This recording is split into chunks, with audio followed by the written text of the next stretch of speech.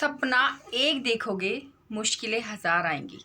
सपना एक देखोगे मुश्किलें हज़ार आएंगी, लेकिन वो मंज़र बहुत खूबसूरत होगा जब आपकी कामयाबी शोर मचाएगी।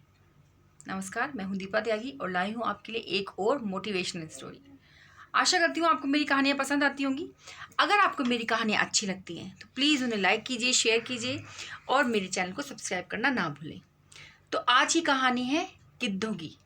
गिद्धों का एक झुंड था जो कि जंगल में रहता था। आराम से वो शिकार करते और अपना जीवन बाकी जानवरों की तरह बिताते।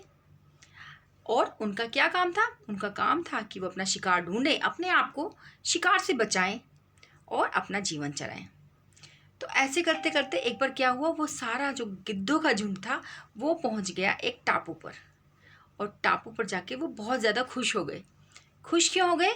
क्योंकि वो टापू था, वहाँ पे बहुत सारे जीव जंतु थे, केकड़े, मछलियाँ, हर तरह की सुविधा। उनको वहाँ पे ये डर भी नहीं था कि कोई उनका शिकार करे। तो उन्होंने सोचा अब तो बस मज़े हैं, अब हमारा जीवन बहुत आराम से कटेगा।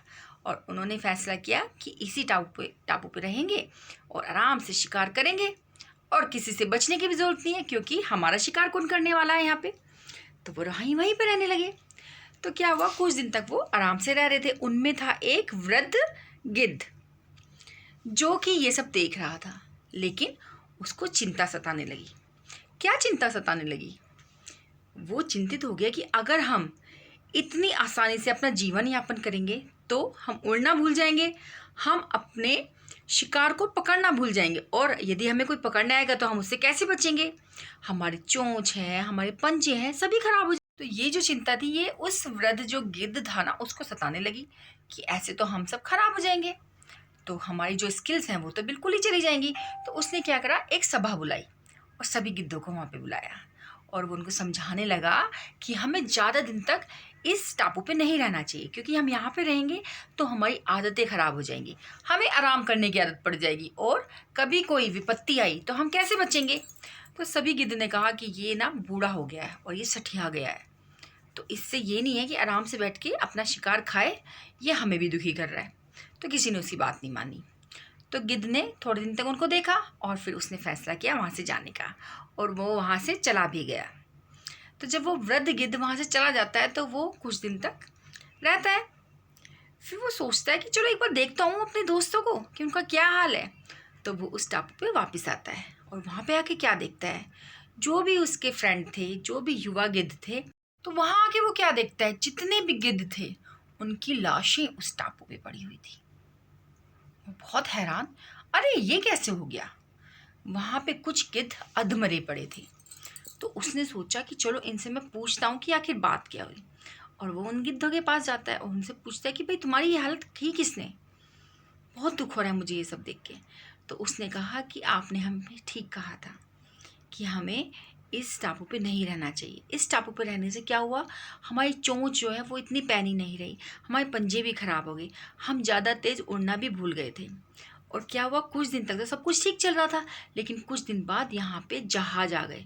जहाज में थे बहुत सारे चीते, उन चीतों को यहाँ छोड़ दिया गया।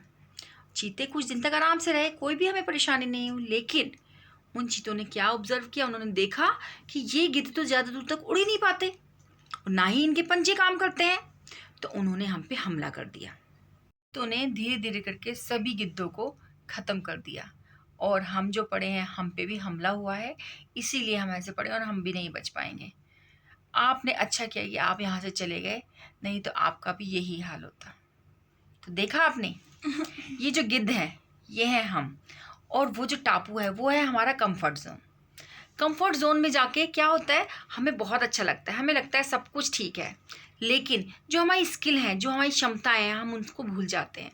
हम भूल जाते हैं कि अगर हम कंफर्ट जोन में रहेंगे तो हम परिस्थितियों की, चुनौतियों का कैसे सामना करेंगे। चुनौतियों का सामना करने के लिए हमें हर वक्त संघर्ष करना चाहिए। हम जितना आराम में रहते हैं, जितना अपनी बॉडी को आराम देते हैं, हमारी बॉडी उतनी ही ज़्यादा आराम मांगती है, फिर वो संघर्ष करने के लिए सक्षम नहीं रहती।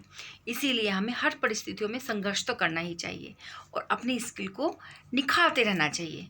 और दूसरा, अगर आप अपनी क्षमताओं को, अपनी स्किल्स को बढ़ाना चाहते हैं तो आपको जीवन में चुनौतियों का होना तो बहुत ही ज़रूरी है। ये चुनौतियाँ ही तो हैं जो हमें बहुत सक्षम बनाती हैं, जो हर परिस्थितियों के लिए हमें तैयार करती हैं।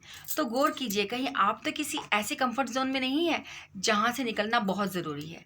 यदि आप किसी ऐसे कंफर्ट जोन में हैं तो आज ही वहाँ से निकलने का सोचिए और अपने जीवन को इस तरह से व्यतीत कीजिए कि वो संघर्षपूर्ण हो। अगर आपके पास सब कुछ है तो भी आप दूसरों के लिए प्रेरणा बनिए। आप अपना लाइफस्टाइल ऐसा बनाइए कि दूसरे लोग भी आपसे सीखें कि हाँ, हमें इनको कॉपी करना है। तो मिलती हूँ अगली कहानी में, तब तक अपना ध्यान रखें, सुरक्षित रहें और कंफर्ट जोन से बाहर निकलें और चुनौतियों को स्वीकार करें।